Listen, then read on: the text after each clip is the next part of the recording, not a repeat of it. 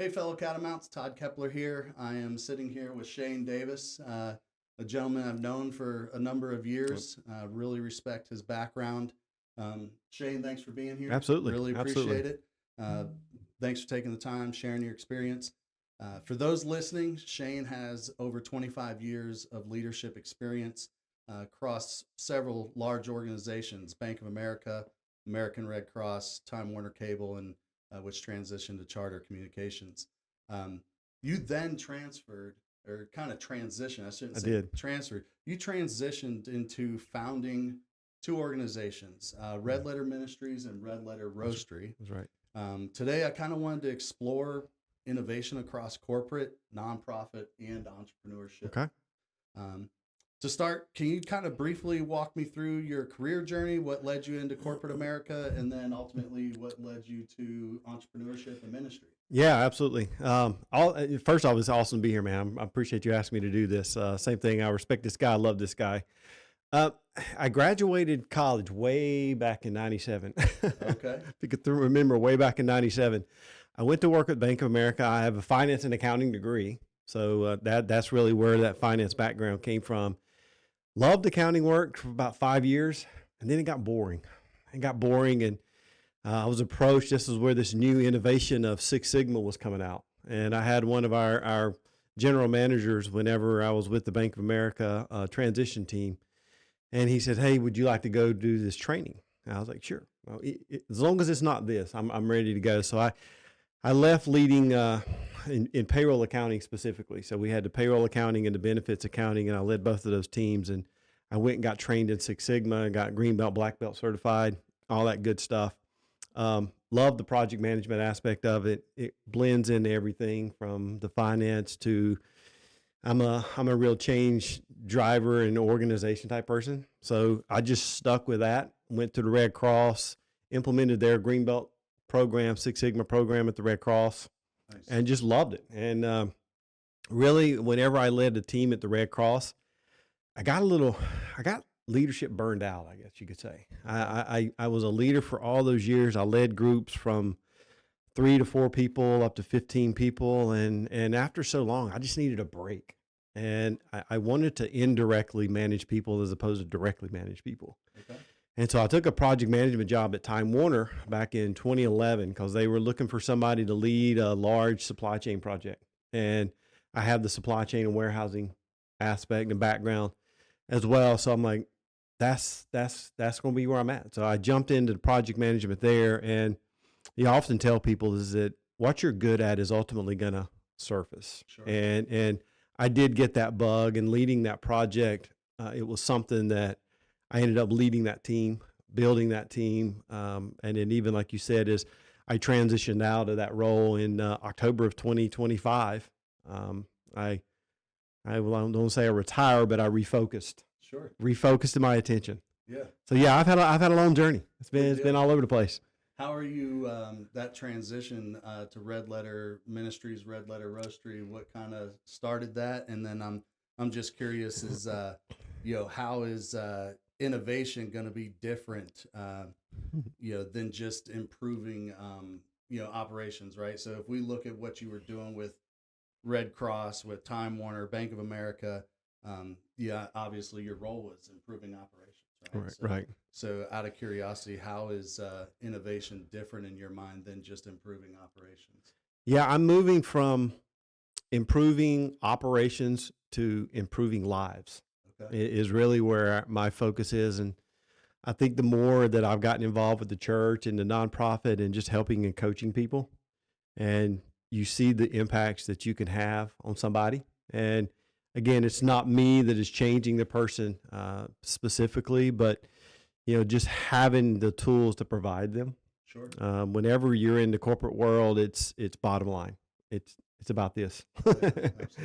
It's all about that. And so making that transition and it actually started a few years ago. People would just come to me in my office, and I always had an open door, regardless if you worked on my team or not. And I was almost like the corporate shrink. I was almost, yeah. I mean, but because I just love and I respect people, and I feed off of people, and so it made it easy for me. And I had people keep telling me back in 2017, 2016, there may be something there for you. That you may want to get in this coaching and counseling and leadership type mentoring. And so over the years, I thought about it. And 2018, I went back and got my pastoral counseling in life, leadership, business, marriage, coaching. And it is a different aspect. Like I said, you go from looking at operations of widgets, making systems, the Six Sigma that I have, that background I have there, to, okay, you got somebody coming in now that is kind of stuck in their faith. Mm-hmm. They don't know where to go. Their marriage may be flat, may not be bad, may not be good. It's just flat. So just providing those tools to get people to think, because really, I mean, that's one of the, and you go and do research on all the leaders, the books, is it's really getting people to think. Sure. If you can get somebody to think, you can grow those leaders. Yeah. No doubt. And so that's really where I think the biggest change is. Yeah. I think, being in a leadership role myself, I always challenge my teams to, I'm always asking them questions on how they can solve their own problem. That's right. If they come to me with a problem, it's like, okay, well, what would you do next? That's right. And what are the roadblocks, and how would you handle those roadblocks? So, yeah, I totally understand that. When you're looking back on the work that you did at these larger organizations, with the supply chain, obviously there had to be innovation projects that you were doing. What were some of the barriers that you ran into through that supply chain work? Some of the biggest problems and barriers, I think, was really keeping up with technology. I mean, it has changed so much. And the biggest, probably one of the biggest, if not the biggest, I don't even call it barriers. Everybody wants to be like Amazon. Yeah. Amazon set the bar so high for people when it comes to supply chain, logistics, shipping, things like that, is that companies, and I know in our companies, we wanted to be like Amazon, but we didn't have the budgets like Amazon. Sure. and so that made it very complex, because specifically what I did at Charter and Spectrum is my team owned we owned the system. Okay. So when a customer placed an order, it went through our system that our team owned, and it went to our third-party vendor, our third-party provider. They call them 3PL. Third-party provider, logistics provider. And they would then fulfill that order, ship out the order, send the information back up to our systems. Okay. So keeping up with that technology and the incorporation of it, whenever I left, we were just starting to use more robotics in there. Okay. So some more do cycle counting. So it was pretty neat in the warehouse to see the drones going down and scanning the barcodes. Yeah. So that sort of stuff is really neat, and it's just constantly changing. And it goes from how can you get your order to your customer within 3-4 days to 2 days, to when we were looking at like almost like a DoorDash solution, to where, okay, if you place the order, I'm going to bring it to your house, because if I bring it to your house, the quicker I get it to you, that's the quickest when it goes in your account, which means quicker I can bill you for it. No time to cancel. No time to cancel.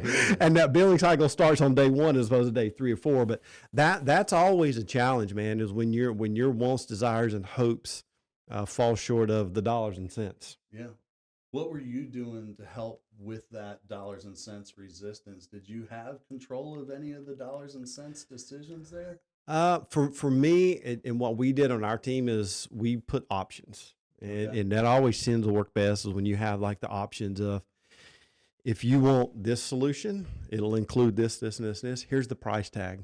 If you want this, it's kind of like any other matrix type solution. Sure. So we would always give the option, and our philosophy was always, it's better to get started and build as you go, as opposed to spend 6 months thinking about it, drawing it up, having meetings, talking about it. Yeah. We would get started pretty quick. We would design things because we did have that IT component of it as well. So we managed that intake. I had our team that our budget dollars was for our IT development work. So we would try to get something going fast. Yeah. And then just build it up, and then try to manage, like your question was, is we would ultimately get to a point to where we realized that we didn't need this Primo solution. We thought we wanted it, Mm-hmm. but when we took those steps, those incremental steps, we realized that the mid solutions really all we needed. Sure. And so we really planned it out a lot. Have you ever heard of the skateboard to car No, analogy? no. So everybody wants a car to get around, Okay. right? And in the development world that I come from, I try to explain to people don't necessarily want a car. They just want a way to get from A to B. There you go. So, let's just get them a skateboard to start. That's right. And then we can upgrade them to a scooter, then a bicycle, then a motorcycle. I like and it. Eventually they get a car. I like that. I might have to take that and use that. Yeah, we always use the car mentality as you're driving down the highway. You got an engine and you got a tires and you got a steering wheel. Mm-hmm. You may not have your gizmos up there yet, your nice stuff. You get that as you're driving down the road. Yeah. You may even be driving down the road without a door. Yeah, that's right. As long as you're moving. You're moving. Yeah. You're moving and you're keeping momentum. The go-kart style. That's right. And then, it's good doing that too, because you realize some of the things you thought was going to work, and we were big on piloting those solutions. Mm-hmm. What we thought we needed and what we really wanted, when we piloted it, it was like, there's not really a return on investment there. Sure. We could go all in like the DoorDash solution I was telling you about. We really piloted that. We looked at that. We measured that. At the end of the day, it didn't work for us. Yeah. And so before we put too much money into it, we just can't do it. Yeah, that makes sense. How was your leadership in, kind of that culture aspect of innovation and trying new Mm-hmm. things? Was your leadership supportive of that in these roles that you had?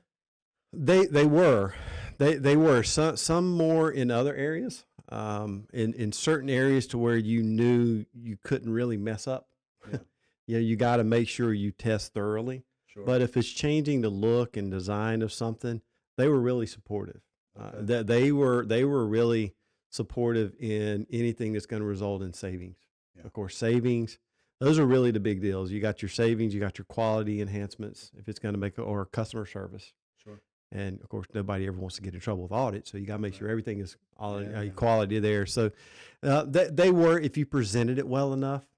Sometimes I think I say we as people that may be on a mid-tier level of leadership, we don't articulate it well to our upper management that may not be as hands-on as boots on the ground. Sure. So we come in and we throw these AI solutions at them, for example, and they may not understand it. Yeah. And we may not articulate it well. And so they may be a little resistant there, but it really just goes on how you present it. Yeah, I've run into that in my work. We run AI projects, and Mm-hmm. so explaining why it's a benefit to the business is one of our biggest challenges. Yep. Getting the stakeholders to actually understand why they should be supportive of this decision. It's one of the biggest things that's tough about these large organizations.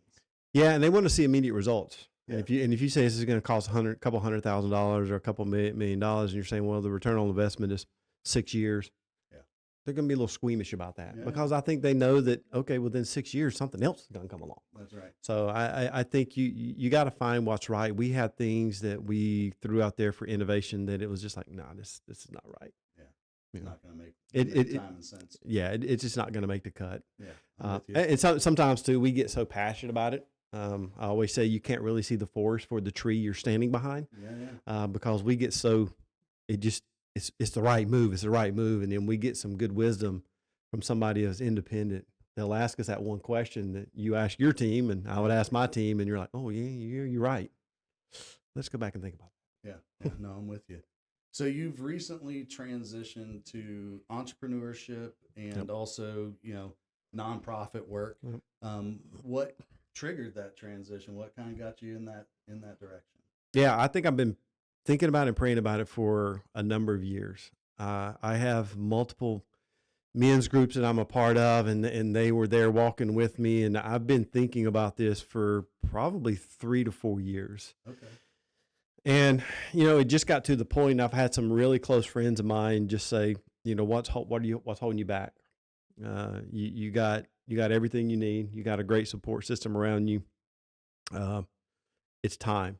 You're not getting any younger, which is something that I think all of us love hearing. Yeah. We love hearing that, right. And so it was one of those things that I actually had Red Letters Ministries and everything. I've had that for about 2 years. I've just been tiptoeing around it. And it's one of those things that you often see too, is that we're quick to run up to the edge, but we don't want to jump. Yeah. That was me. I'll run up to the edge, and I didn't want to jump, but I just had this feeling, man. This is like God was just like, now's your time. Sure. And I've had this for like a year.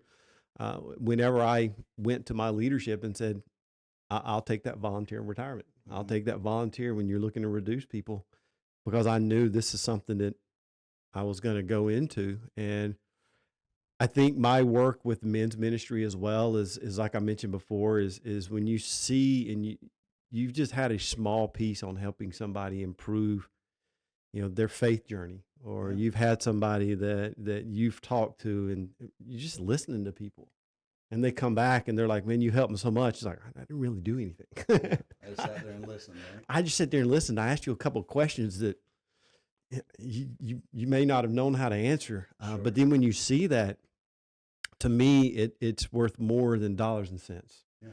And I think it was just time for me to do that full time. And that was why. And then one of the biggest things too is that from a coaching standpoint, I mean, you guys know too, if you go out there and look at business, leadership, life coaching, it can be expensive. Yeah.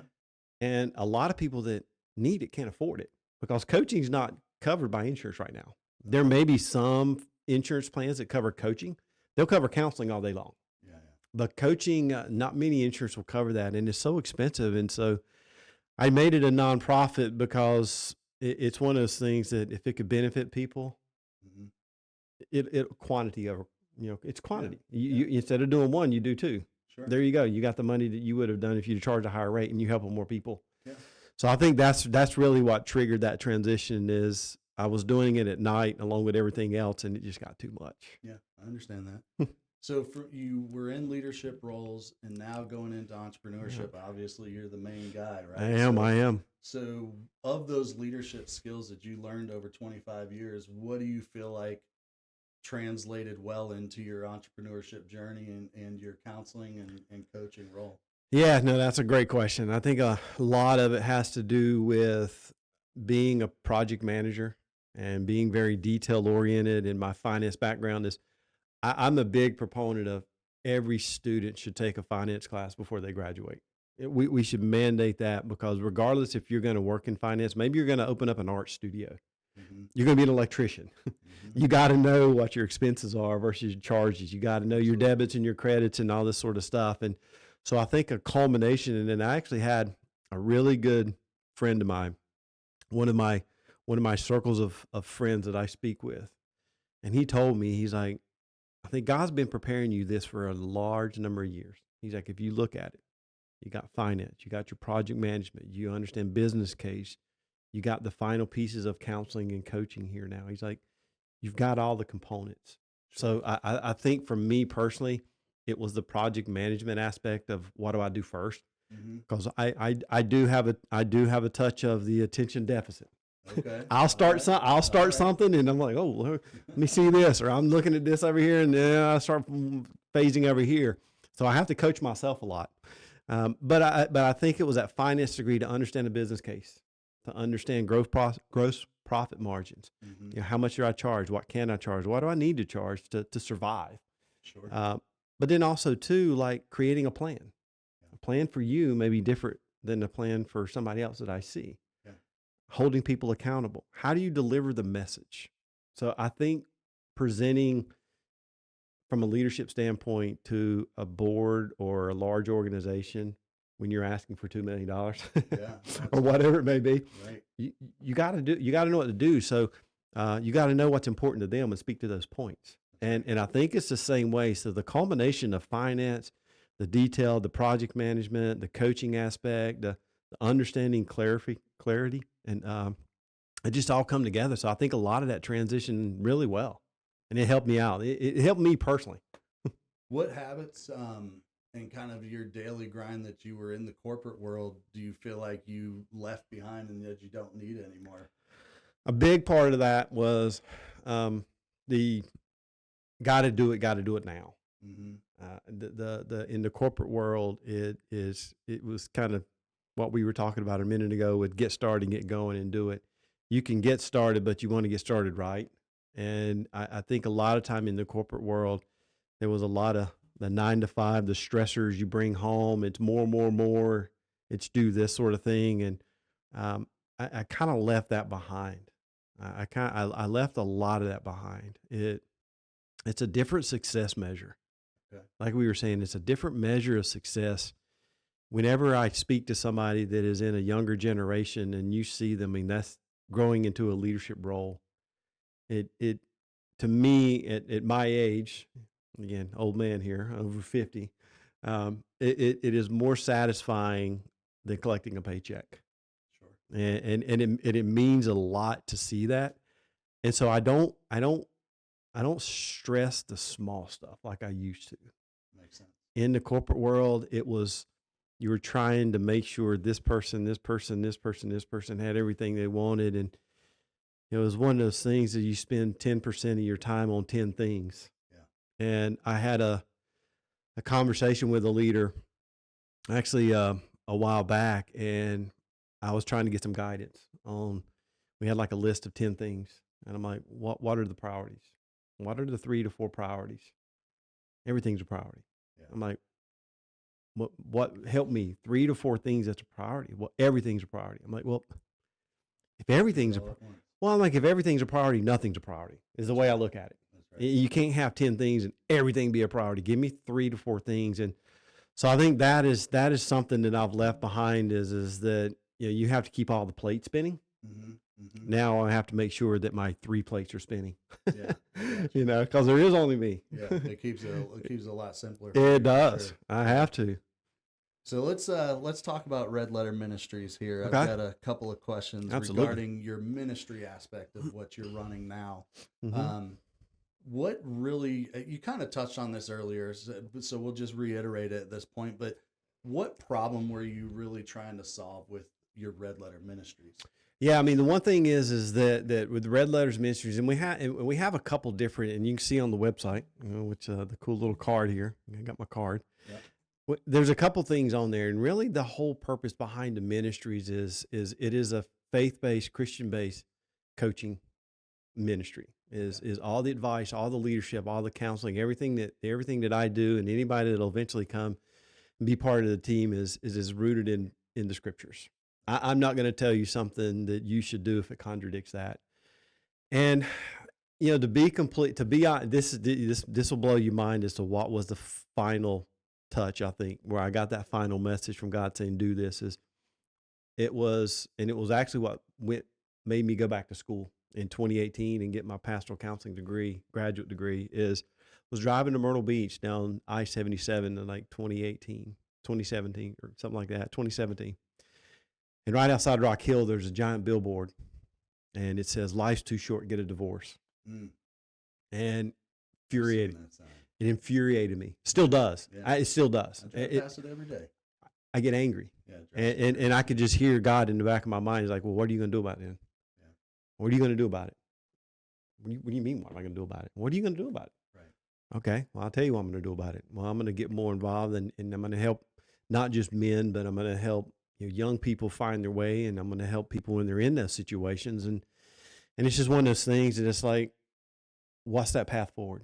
Mm-hmm. That's not the path forward, right. Which is that is a lawyer, by the way, that has that billboard. And of course, there's incentivized for that. Yep. And it is something that at this day, and ironically, I'm a part of multiple text streams, and I had one of our guys send that video or that picture of that billboard the other day, and he didn't know the story behind it. So I had to tell him, I had to go in there and tell him all about it. But it's just Hal Burton has a book, and it is called Moving from Success. It's Halftime. It's what it's called. It's Moving from Success to Significance. Okay. And I've been in corporate America for 30 years. I've had successes, some ups and some downs. But I've had successes, and I just felt that now was my time to move from success to significance, gotcha. To make my mark. I love that. And it's a great book. And they actually have Halftime there's an organization in Charlotte for that, and they help coach people that want to do that. Because like you said, it turns less about what you're bringing home as opposed to who are you helping. Yeah. And so that's really where it started. And one other thing too is that's on that we do through Red Letters Ministry is actually something that my wife does. My wife is she has a passion for the lost art of writing cards. Mm. Yes. There's nothing that'll make people feel good than to get a handwritten card. No doubt about it. And so she started carrying cards, and we do it through our church. And so she does handwritten cards for people through our church. And we actually sent a card to the UK a couple weeks ago. Okay. A lady contacted, sent out on the information form on the site, and told a little bit about what she was going through and things like that. And my wife had some correspondence with her, and sent her a card, because what it is like you would go on there and say, this is the details that you would want to send me a card. Okay. Gotcha. You can be known or you can be unknown. And she would write the card out and then send it to me, and I would get it, but it come from you in a handwritten card. And so, yeah, it's called carrying cards. And people just at the church, some people know that she does it now. So some people, we try not to. So if you see this, don't be communicating it out. My wife is doing it.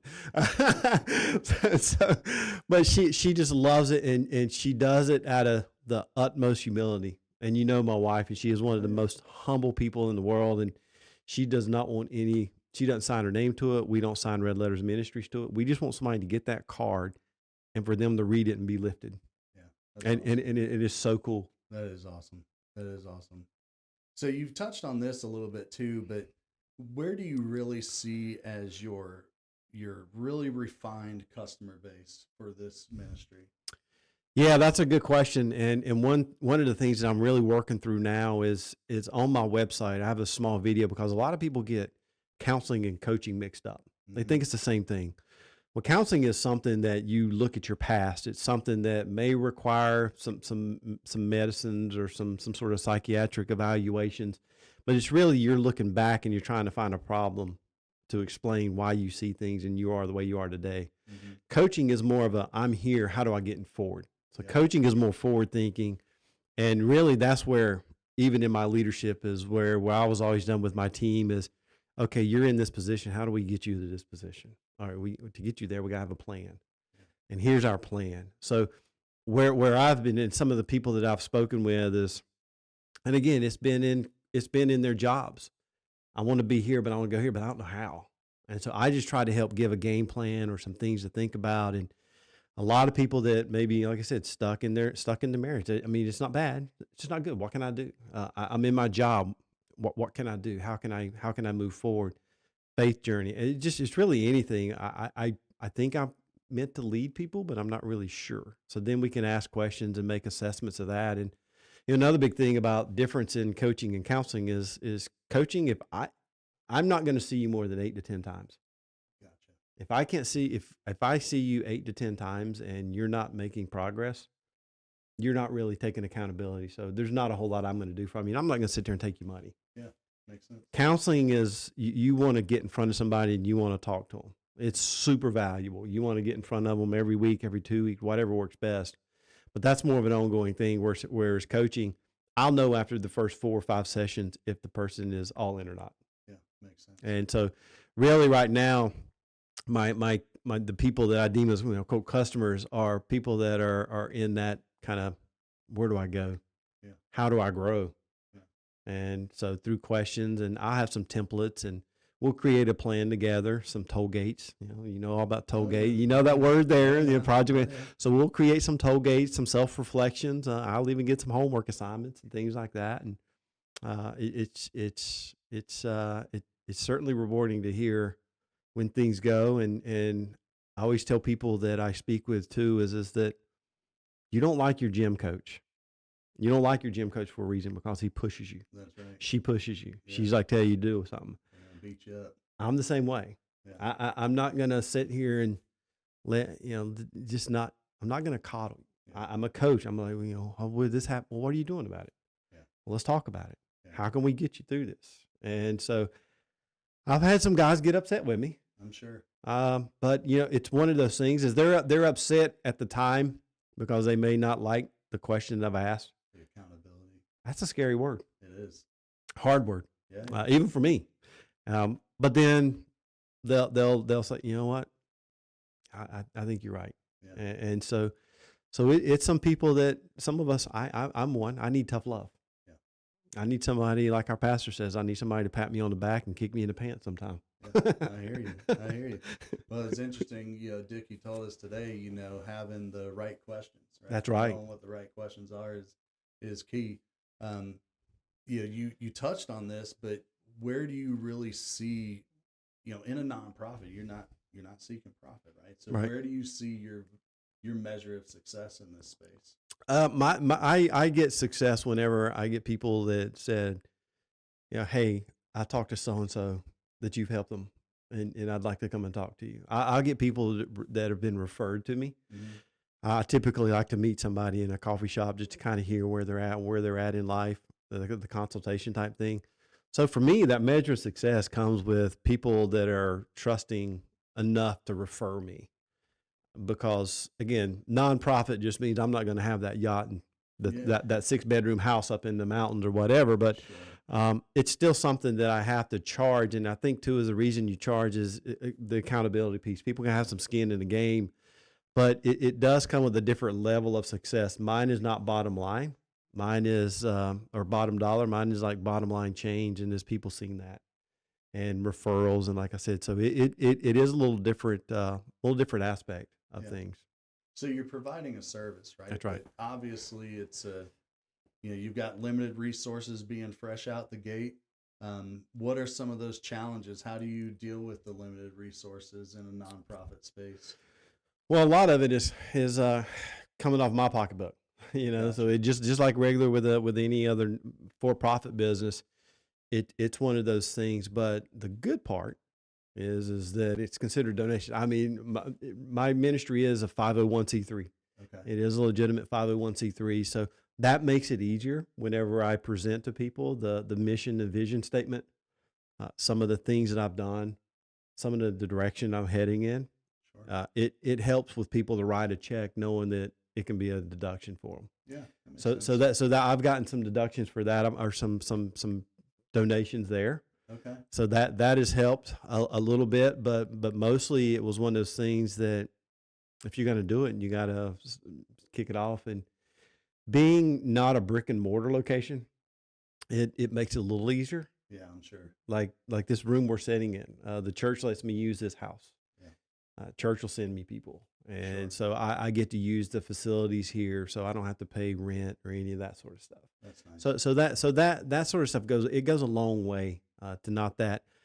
If you go out there and you look at the website, the guy that builds my website, he's tremendous. The company is awesome.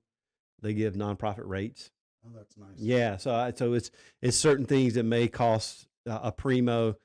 You get it at a discounted rate for being a nonprofit. So there's some things that the bottom line may be something, but you try to look and see where you can squeak things out here or there. Sure. That's always one of my first questions is, can I get a discount? Yeah. Sometimes it's yes. Sometimes it's like, well, sorry, we can't honor that. I'm like, okay, I gotta ask. Yeah, as well. I'll give you a donation. I'll give you a donation form. Worst they say is no, right? Hey, I always live by Michael Jordan's, man. He says he missed 100% of the shots he didn't take. That's right. That's right. That's darn right. So we've got, kind of your red letters. I'll call it an enterprise. I wouldn't necessarily level it like that, but is also Red Letter Roastery. Yeah. Right. Which is your entrepreneurship exploration. It's, the coffee business. Yeah. And I'm looking at the camera for this one. For those of you that like coffee, I am telling you, this is by far the best coffee I've ever drank in my life. Thanks, man. Appreciate that. And I'm talking across all the different ones that I've tried. I don't know what you're doing different with your process. I know we don't want to give away trade secrets here, but what is your passion with coffee? Why did you go coffee? Yeah, no, that's a great question. I actually started it a couple years ago. I'm the kind of person that it drives my wife absolutely bonkers. Is that I'm the kind of person that if I love something, I go all in on it. Mm-hmm. I did that. I was creating my own sports drinks there for a while because I didn't like all the sugars and the sweeteners and the sucralose and all this stuff. So I'm like, well, I'm gonna do my own. So I started doing all that. And so same thing with coffee. I was like, I always got to be doing something. So a couple of years ago, I just started and I researched everything about roasting coffee and had me a little small microwave looking roaster that had a drum roaster inside of it, do 1 pound at a time. And I would roast it and I'd give it away to people because I can't drink all that coffee. And I'd Right. get in my garage and I would roast it up, and I started giving it away, and people were like, wow, that's pretty good. Mm-hmm. Can I get some more? And I'm like, oh man, I don't have any. None of that. So I just started it that way. I just did word of mouth, and I had to get me a bigger roaster, and I outfitted one of my buildings now. Has got a bigger roastery out there because it smokes like crazy. Yeah. Probably drives my neighbors bonkers whenever I'm out there roasting 40 pounds of coffee out there. But my roaster now will roast over 2 pounds. I could do more if I wanted it to, but you lose some quality when you do it that way. Sure. But I've always loved coffee. And I just, for me, it's just, I think coffee is one of those things that brings people together. Yeah, it does. You know, it's Starbucks. yeah, I'm telling you, it's just one of those things. And you know, the answer to your question is I've always loved coffee. I never intended to sell it or it to be a business. It was just one of those things that just trickled. And I've sent coffee I've sent it up to Virginia, to Pennsylvania, to Florida.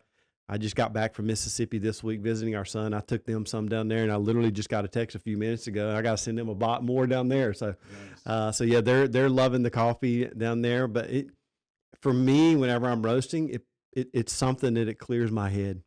Yeah. I get in my world. Yeah. I'm down there. I'm roasting. I'm measuring. I have my computer hooked up to my roaster, and I'm just down there. I'm away from everything. So this wasn't on the agenda, but let's nerd out a little bit. All since right. You just brought it up. I'm always wanting to nerd out. Talk to me about this computer with your roasting. Like that's got to be some innovative stuff if you're got a computer connect to a coffee roaster. Yeah. My roaster is I use an Aleo Bullet. If you can care to look it up, it's got a cable that comes off of it, and it uses a program called Roast Time. Okay. And Roast Time is a program that you can go in and put your recipes in. And so what I do is I have recipes. It'll change the temperature in the roaster based on the bean temperature, not the drum temperature, because the drum temperature will get a little hotter. That's kind of what makes this roaster so good, is that it'll actually has like an infrared beam that hits the beans. Okay. And as the beans get warmer, they get hotter, start roasting, the drum will slow down once it hits a certain threshold. It's the IBS, the internal bean temperature is what it drives it. So once it hits it, I can have the fan reduce, the drum slow down, or the temperature go up or down, whatever I wanted to do. So I got those programs. So you asked for the secret. There you go. That's the secret sauce, because I do have my recipes and whatever I'm doing. So you roast South American coffee differently than you would like an Asian coffee or an African coffee, because they're harder. Some of them are harder. South American coffee is typically really hard. So you got to hammer them with heat. And so having that program to do that, it's why if you have a bag of coffee that you really like in January, you can get the same coffee in May and it'll taste the same, because it's really the computer driven. And I tweaked some of the recipes. Your mix? I have for some beans, for a lot of the beans. So a lot of the origins of the beans I won't sell until I've tried and I've given samples. I've given you guys some samples, like, tell me what you think about this. And some people have come back with, it's okay. And I'm like, okay. So then I'll research it. Did I hit it with too much heat right out of the bat? Or did I leave it? And then so it's pretty neat. I mean, it goes through a whole life cycle. I mean, the coffee roasting experience is just, because coffee actually starts out with really tiny green hard. It is super hard. It's got a grassy smell to it, and it pops like popcorn. Really? Yeah. I didn't realize that. So when you hit it with the heat, it's called first crack. So once it gets to a certain thing, you hear pop, and it'll pop, and then it actually has a little chaff, which is almost like the little outside coating of a popcorn kernel. Okay. So so my roaster's got that to where it'll suck all that chaff out, because it's kind of a bitter taste. Yeah. So it'll suck all that out, and you just empty it out, and I have to shake all that out. So it'll pop, and it'll go, and then it sounds like popcorn. And then if it gets too hot and goes to really dark, then it'll start popping the second crack. Okay. Second crack is actually like, it sounds like Rice Krispies. Oh, wow. When you pour the milk in there, you hear a little, second crack. Crackle pop, baby. That's second crack. So some of the dark roast, some of the larger chain restaurants will go well past that. That's why it tastes really burned and heated. Yeah. I typically go right up to second crack for like my even dark. That's why you still keep some of the components of the origin of the coffee, because a lot of the coffee is grown around like other fruit trees. That's why some coffees may have like a little apricot taste to it or something like that. Sure. It just takes on whatever's around it. Gotcha. So with this space, obviously there's a ton of coffee companies. Mm-hmm. You see coffee trucks, that kind of thing. Where do you see your way of differentiating who you are in that space? Yeah, mine is the way I do that is mine is always like fresh roast. I do small batch. So on the website is just what I've got roasted, and it's only my shelf life. I keep it only like a month and a half. Okay. I don't, and then I'll start giving it away after that. Sure. I won't sell anything after that. So I think the freshness is what really you're tasting in there. Yeah. After roasting, you got to let it degas for a couple days anyway. Mm-hmm. It just gives off a CO2. So I think the aspect that the proceeds from my coffee go back into the ministry. Sure. You asked earlier about some of the profits. When you're a nonprofit, you got to get a little creative on where that money comes in from. Right, that's right. So the profits from the coffee goes right back into the Red Letters Ministries. And I've used some of that to sponsor people if they need to go to a camp or a retreat or something like that. That's awesome. If people can't afford that, that's where that ministry will do that. So it in turns, it just kind of turns around on itself. Gotcha. I do have a separate P&L, the profit and loss, the getting financial and stuff here. I do have a lot of that separately for Red Letters Roastery because it is its own LLC right now. Because I have looked at setting up a little coffee shop, going it that way so they can kind of combine the two. I am sitting here talking earlier about using this space and not having that overhead of a brick and mortar, and here I am looking for something like that. But I just think coffee brings people together. And if you go to these coffee shops, I had a good friend of mine I met for coffee the other day. He says, you know what? It's not really about the coffee. It's about the community. Yeah. And he nailed it. And so I think what my long-term vision, what I'd love to do is find a little place, nothing extravagant, to where it can have a coffee shop in the front house, Mm-hmm. but then have little meeting rooms to where you can have studies, work meetings. I can have coaching sessions, things like that, and kind of bring and merge those two together. That'd be awesome. And then have a roastery up front to bring people in. So I think people like my design. People like to know where the proceeds are. I think that's what, to your question, is what gives me sets me apart. People also like the little Cracker Jack prize I put in there too. Yeah. Those are awesome. You get a bag of our coffee. You're going to get inspirational message inside of the bag, and I think it's just it's a little hidden surprise that people open the bag up and you get hit with this nice aroma of coffee, but then you see a scripture verse or you see your special tag or sticker or something. It's just one of those little things you're always looking for, but people remember. Absolutely. And I've had people that have actually mentioned to me about that. Is like, man, I love it. I got them on the refrigerator or something. Yeah, I mean, people just know that and they see that, and then so it's the little things like that just gives you that little added advantage. And that's why if you go to the Roastery website right now, it'll take you to the Red Letters Ministries .org site, because I have the coffee as a part of that major site right there. Yeah. So on purpose to redirect it over there, because it's you call it like an enterprise, which I mean it has the different lines in there. It's kind of tough to keep everything together. And like I said, my the individual, Moonray, does my website, and give those guys a little shout out here. They're in Gastonia, and his team is incredible. They built my online catalog for the coffee, so nice. It has inventory management on there. So I know how much coffee I have, even though I don't have it bagged. I know it's contained in its own airtight seal in a dark room and everything like that to keep it super fresh. I know how many bags that I have or I could make. So if you go to my site, it may say 3 bags available. Well, that's just based on my measurements.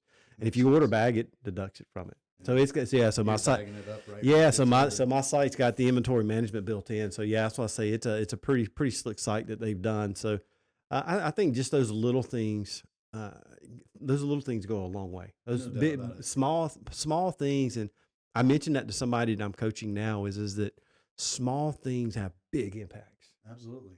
Just saying hello to somebody, just stopping by somewhere, or making a call, sending a text, huge impacts. Yeah, those little wins. And then also at the end of the day, you're going, hey, you may have gotten 3 little things done, but it's a lot better than only working part of a big thing and don't feel like you got anything. That's right. I've been there. Yeah. So one of the things that's interesting to me about the coffee business and what you did for years in the corporate space is this supply chain aspect. Yeah. And research and obviously pulling in the leadership and building relationships is a big part of that. How has that been working for you from sourcing and just finding the quality that's important to you? Yeah, no, you said a key word, and almost everybody I coach, I say that in whenever I on my LinkedIn profile, I did an update whenever I left my last position, and one of the things I said is relationship management will never go out of style. Mm-hmm. To me, relationships and relationship management, emotional intelligence, and some of that sort, you have to have that. Yeah. It's people.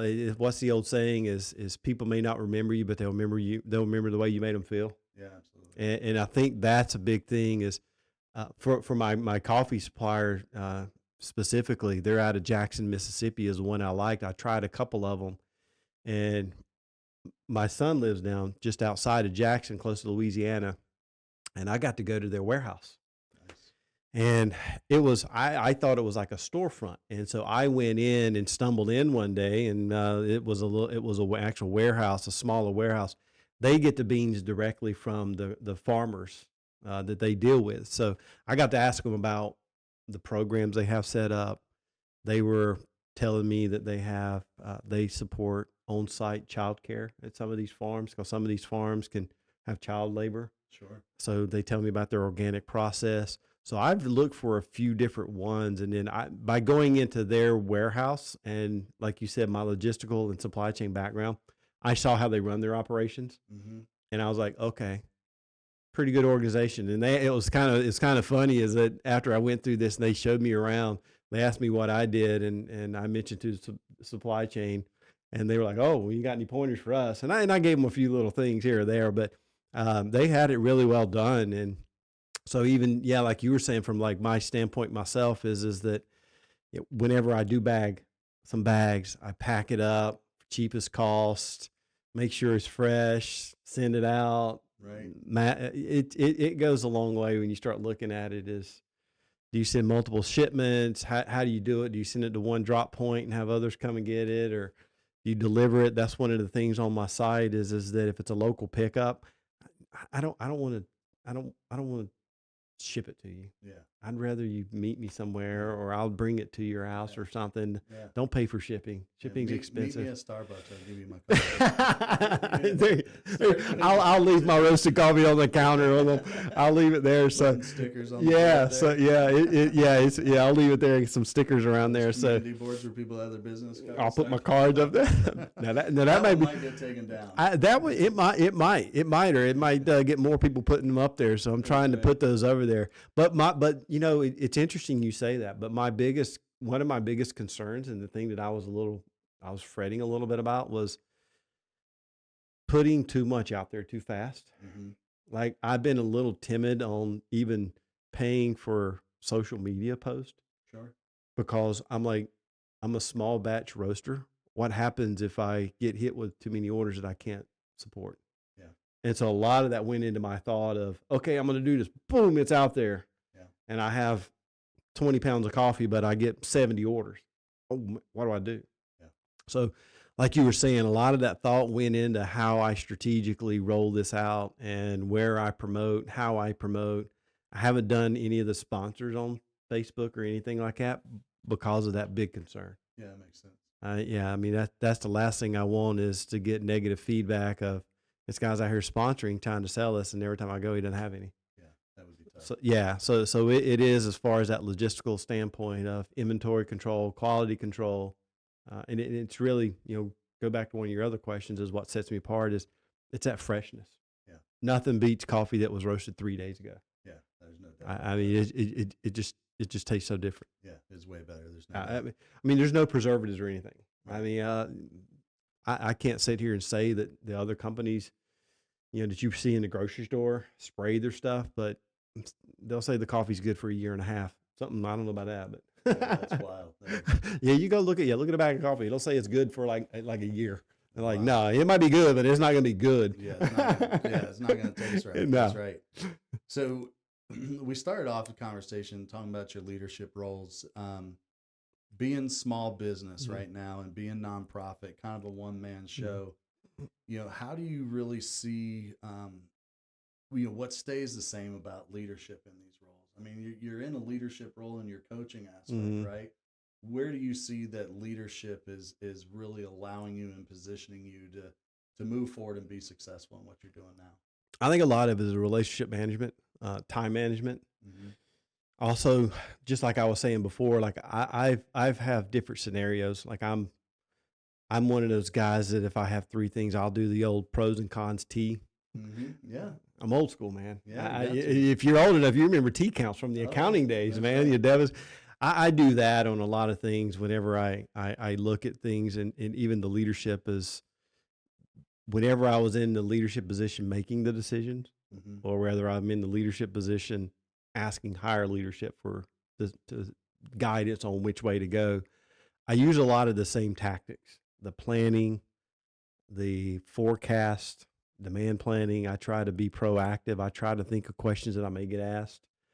I really, it's just a lot, and I can't understate this enough. Is that relationship management, Yeah. dude? I'm telling you, it's one of those things. Is that word of mouth and just how people are, how you treat people, and the kind of guidance that you give them is even whenever I was managing my team at the various locations, I would give them like assessments to take, like personal assessments. Nice. I would have my team do personal assessments because it told me how to communicate with them. Yeah. My style of leadership is not I'm not a fire hose. I'm not even a hose where it's just one stream. I wanted to know, and I gave my team those DISC personalities or Yeah. whatever, the emotional intelligence tests or all those Sure. sorts of things, because I always had the view, especially in corporate America, and even in now as I'm transitioning into this, I know what I do well. I know what I don't do well. So the things I don't do well, I'm going to get somebody to help me. I was not a very good, it would take me forever to do the website. Yeah. It's something I could do. I'm just not very good at it. Yeah. So like what you were saying is with my leadership style, and what have I learned from this is that I knew right away that that's not something I wanted to do. It's not something I could do. So just like with my team, with my assessments that I'd give them, I knew one person was really strong in an area. If I had something coming up, I'd give it to that person. Yeah. You know, people are not strong in areas because they really don't have interest in those areas. So I know we always like to say, even in school, is that, oh, you're weak here, so we need to bring this up. Well, they're not weak. They're weak in that area because they don't really like it. Yeah. They're not bent that way. That's right. So don't bring this up here. They're good here. Take it higher. That's right. You know, Yeah. and so that's kind of one of those things is that I in my leadership, even like now, like you were saying, as I transitioned in, is knowing what I can and can't do, and reaching out for help in those areas that I can't do or is my weak points. Yeah. And that has gone a long way for me.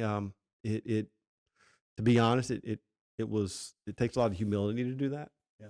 And I stumbled along the way in the past, thinking I was good in some areas, and I wasn't. I've learned that in my leadership roles too, is that I have to trust the people around me. Exactly. I have to be willing to say that I don't know, but this young 27-year-old who's ridiculous at writing Python code, rock and roll, baby. Answer the question immediately. Yep.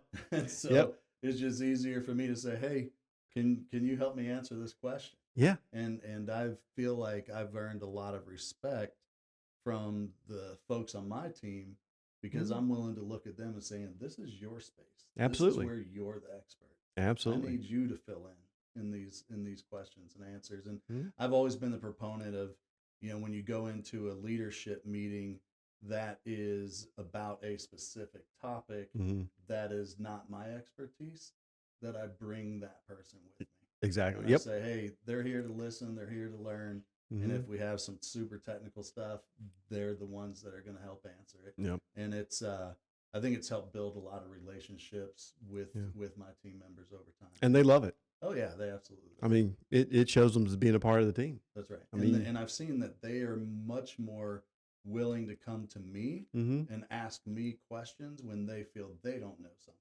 Yeah. Oh, it opens up. It's trying to funnel through it and figure it out. And it's like, which is, it's fine to do that sometimes, but in the corporate space anyway, time is money. So, that's right. I mean, it's important. Things done quickly. It's important for them to know the door swings both ways. That's right. That's You right. know, it's one of those old saloon doors. You know, the door swings both ways. You know, I'll ask you questions. You come and ask me questions, whatever it may be. But you'll get a lot of buy-in from your team. Yeah, You no you doubt you'll about it. find out doing that your team. It's a show of trust as well, Yeah, and no your team doubt. will be willing to fall on the sword, so to speak, for you too, and they Yeah, know that. So it's definitely one of the better ways to make a team yeah. strong. One of the things you mentioned a couple minutes ago, and that I feel like this is really it's a small decision, but to me it's very innovative because you're you're you are giving up some time to have higher quality. You said I roast 2 pounds at a time, but my coffee roaster can technically roast more than that. Yeah, And to me, I think that's awesome, right? To where it's like you're still carrying that innovative culture from your previous work into the coffee work that you're doing now. yeah. And that to me is like really respectful that it's like I learned this. Sometimes you got to take bite-sized pieces and move forward with it. I think that's a part of innovation is you learn from your what works and what doesn't work. And Yeah. I got to that point because I did roast more than what or the max of it, and the quality wasn't there. And it's almost like you just fine tuning it in. Yeah. So yeah, I mean, part of innovation is you're right. You're just if you think about it, like when you have that microscope and we used to all burn ants, you know, with that microscope, is That's finding right. that little hot point. I think That's that's right. kind of it. Is that going fast is not always good. Maxing everything out is not always the best way to go. Yeah. It's dialing it back and trial and error. What some of the things like that, and for me and that roaster specifically, and kind of even go even further on it. What I found is that by dialing it back, I could do I could actually do more coffee because it'll take a little longer Mm-hmm. to roast what it can roast to. I think it can roast up to, I don't know, 3 or something like that. But it would take longer than whenever I do it with 2, and it's not as healthy on the roaster Okay. getting to that. So Yeah. it's almost like if you're pruning a rose bush, you cut off that one little branch there, Yeah. 2 spurt out. Yeah. So it's kind of a similar approach whenever I was tweaking and modifying. So I was kind of innovating there. I'm like, all right, I can't do as much, but I can do multiple sessions. Yeah. So And it's higher quality. and it's higher quality. So yeah, you're right. So instead of 3 pounds here, I can do 4 pounds, better quality in just a little bit more time. Yeah. I gain 1 more pound and I gain a lot more quality without sacrificing a lot of time Yeah. doing makes it that sense. way. Yeah, that makes a lot of sense. You've talked about and touched on several times about working with the church. I know personally, I know you're heavily involved in the church. Um, Mm-hmm. Talking about this innovation, right? Innovative mindset and just always trying something Mm-hmm. new. Where do you see is the greatest opportunity for innovation in churches and even other nonprofits? Yeah, I think for churches, the innovation stumbles really comes with how to utilize technology. Technology, I'm meaning social media. Mm-hmm. I know for at our church, we just have this tap pay, Mm-hmm. or I'm sorry, the taps, Mm-hmm. where you just tap a card and it'll bring you up to a website. It'll tell you about our church, first time visitors, our programs, our groups, all this sort of stuff. So that tap program is pretty innovative. You don't have to go stumble and looking for a card now. You don't got to go on the website. You just open your phone, pop, there it is. Yeah. So that's a pretty cool deal. I think churches specifically, from what I see, is that they know what works. Yeah. They've known what's worked for years. A lot of times, especially in a religious organization or a church like this, you really got to look at like what's underneath it. Mm-hmm. What's about the company. You don't want to put your name or use something that may compromise not necessarily the church, but some of the processes or the beliefs of the church. Sure. That's one thing that I've had to look at a little more. I mean, same thing in business. You don't want to have a business partner that looks good on the surface, Mm-hmm. but then somebody's like, "Why are you doing business with that person?" You know, they had like a rap sheet this long. It's like, well, Yeah. no, I didn't know Yeah, that. yeah. So, I think churches is they're especially with some of the larger churches. They have so many programs going on, and we saw this even in our corporate world. Is you got so much going on in there. What gets left behind? What gets weak? Documentation. That's right. Yeah, true. Very much so. Documentation. You can't the documentation lacks off, and so you have to pause and do that. And I think some of the churches are, and even some of the nonprofits. You look at some of the smaller ones. It's a different world. Like Yeah. you talked about the 27-year-old. I got 27-year-olds that I was like, how in the world do you do this? Right. This social, I'm, you don't want me speaking Yeah. out on social media. My social media posts are not very good. I'll admit it. They're not, especially if you want me to talk to a younger audience. So I ask people to help me with that. Sure. Because that is a great innovation. You want to reach people. You want to let people know you're there. Yeah. I mean, especially as a church in a community and where a community is building, you want to, that's the way you utilize that technology. You got to get innovative. The old days of going around knocking on doors. Yeah. Not going to work. People don't answer the doors. People don't even look Talk at to you through the ring. That's right. Maybe 3 states away. Yeah. Well, people don't even look at emails anymore. You Yeah. talk about innovation. Yeah. People don't even look at emails anymore. Yeah.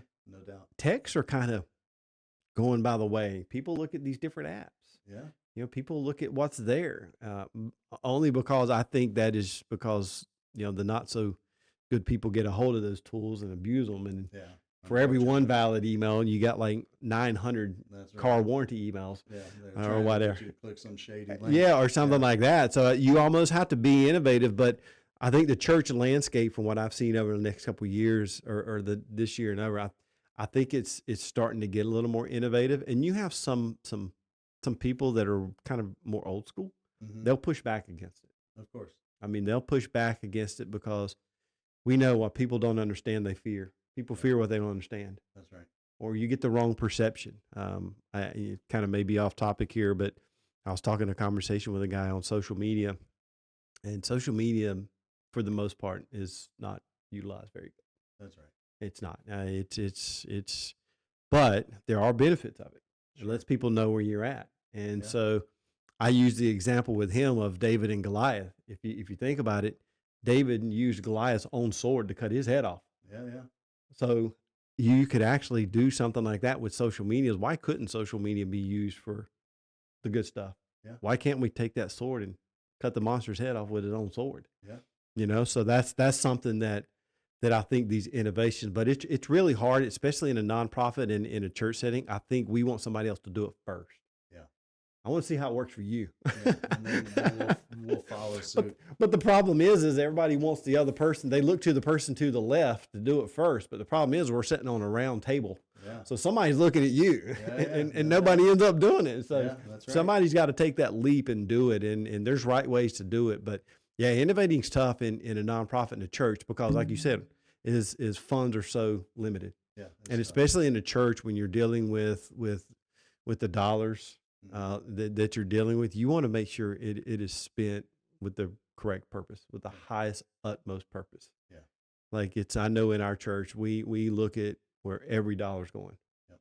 And we want to make sure every dollar is going to the furthest that it can to glorify the kingdom or help somebody in the community. Yeah, makes sense. When you think back on your entire career, across all the things that you've done, what would you say is your proudest innovation over that time? Yeah, this one was something that it's a great question. I was actually with the Red Cross during Katrina. Oh wow! And I may have told you this story before, but I own their ERP system or their financial system at the Red Cross, along with their Six Sigma program and the production support. And I did some training at the Shared Services Center. And so Katrina hit, and it was nothing like I've ever experienced before. We went, just to give you a little bit of context here, the Red Cross would get typically 6,000-7,000 checks. This was before all the iPays, Apple Pays. This was way back before that. So everybody wrote checks and sent them in. So we would get 6,000 to 7,000 checks a day or something across the country. I mean, it's a large number. Yeah. But especially if they're running a campaign. During Katrina, we were getting 80,000 checks a day.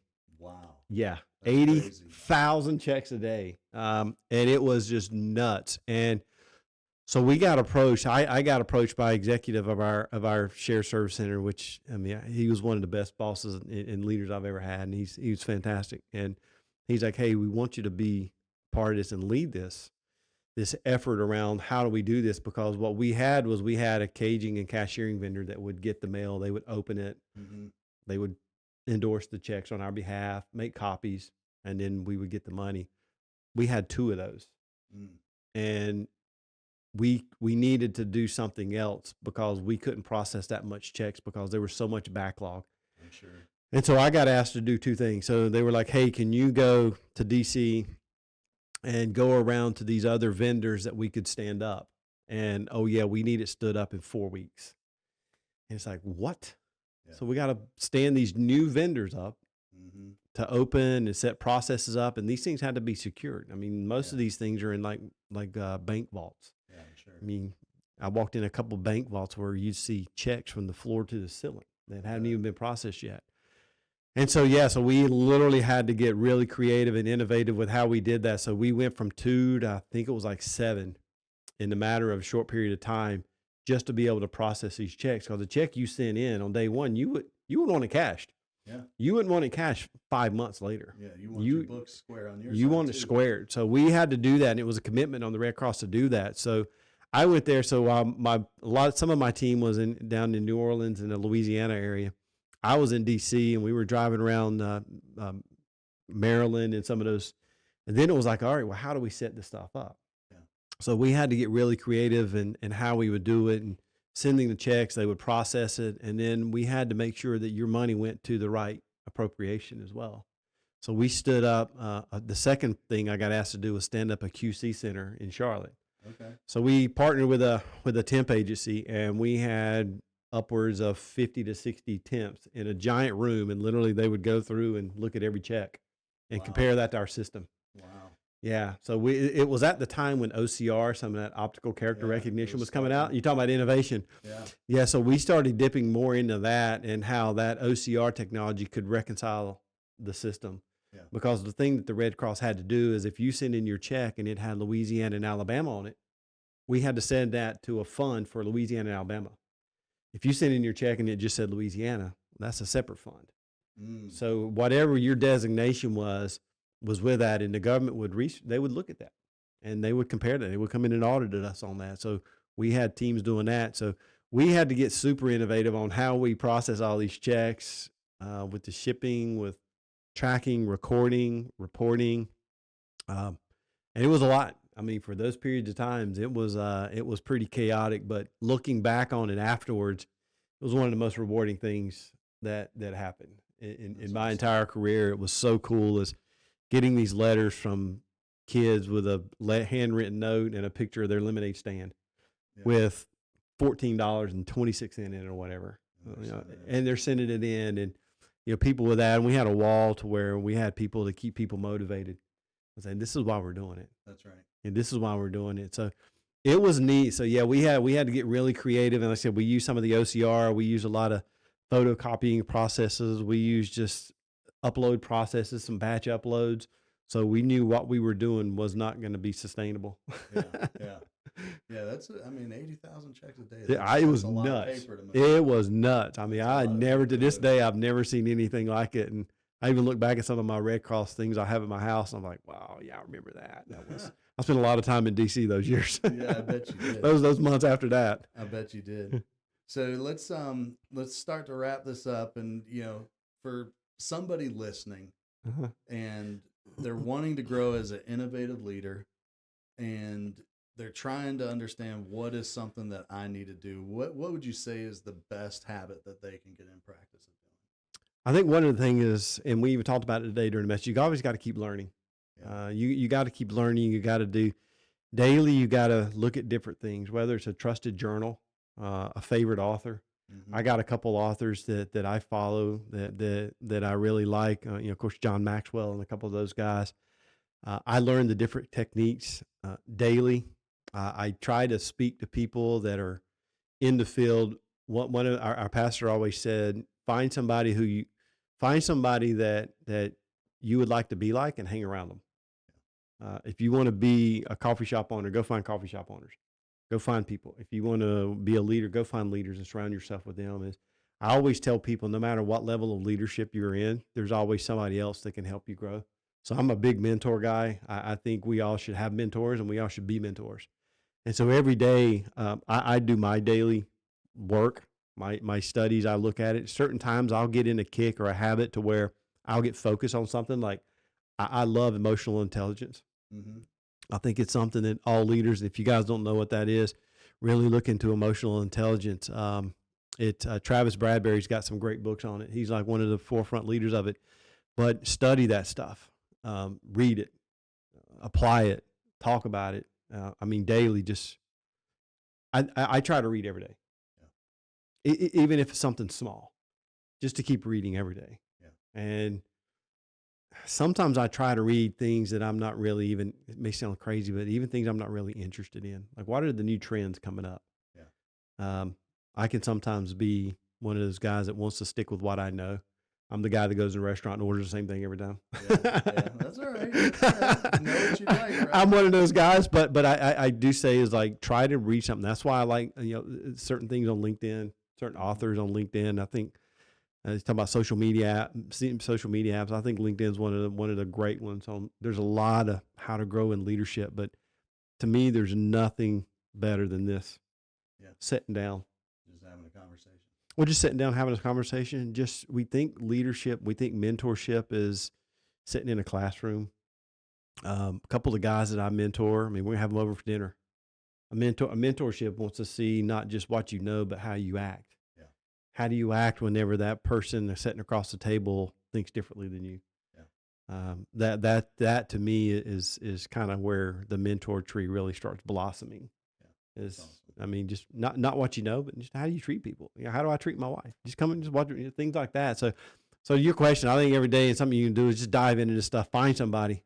Yeah. And it's like the old saying goes, if you're the smartest guy in the room, find a new room. That's a great way to say it too.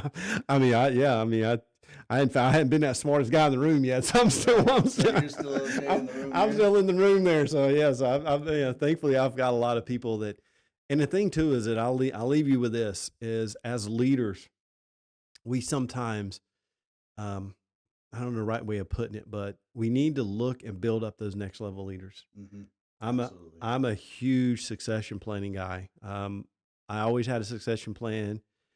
I always ask for people's succession plan. Who's your number two? Who's your backup? Yeah. You may win the lottery or something else may unfortunate may happen. Who's your backup? So we oftentimes we want to go to people and want to learn from them as a leader, them being the leader, but we as leaders also need to see that quality in some people that we're around. Yeah, absolutely. Because a lot of people, I had somebody do that to me that come to me and said, "Hey, have you ever thought about that?" And I've never thought about it. Well, I think you might be good at it. Yeah. Okay, really? What does that mean? Yeah. And so I think we need to kind of turn that around is, not only you just train people, just ask people, just start looking at it. That's awesome. So I think we need to do that. Yeah, no doubt about it. Well, you heard it here, Catamounts. Find a mentor, be a mentor. There you go. It's one of the best ways to give into the next generation as well. I do have a couple business cards. I'll drop those on the screen for Red Letters Ministry and Red Letters Roastery. And feel free to check out Shane's information online. And if you're a coffee drinker, you will not be disappointed with placing an order and getting a bag of his coffee. Thanks so much for joining us. Appreciate it. We'll talk to you next time. Thanks, guys. Appreciate it, brother. Yeah, man. Absolutely.